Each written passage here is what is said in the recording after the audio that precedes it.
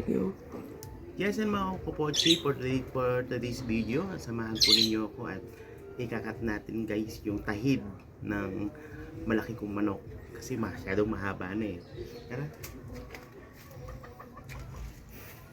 Guys, ito yung ano guys. Yes. Dito natin sa loob ng kulungan. Guys, kung mapapansin nyo, yung paa ng manok guys, so malaki na no, yung tahid. So kailangan na po natin i-cut. So ganito yung strategy.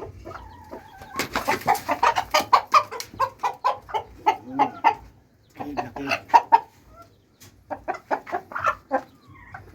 Ayan, so makikita nyo guys, yung tahid niya oh, malaki na, haba. So nahirapan po siya maglakad. So gagawin po natin, ikakat po natin siya ngayon. So ikakat po natin gamit po itong ating binili po na lagaring bakal. Okay, tara guys.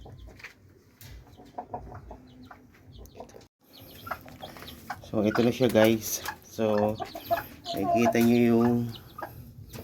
yung paa niya. Ayan, tinutulan natin yung tahid niya.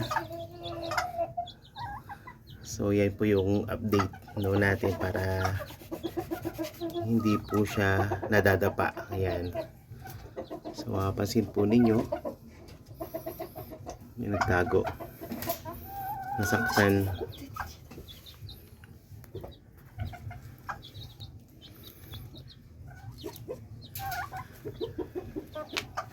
Ayun.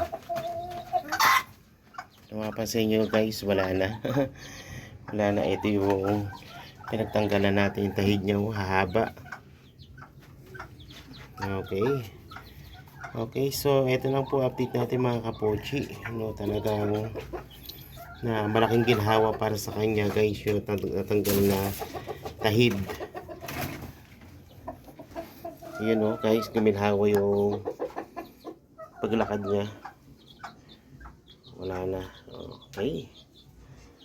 Alright.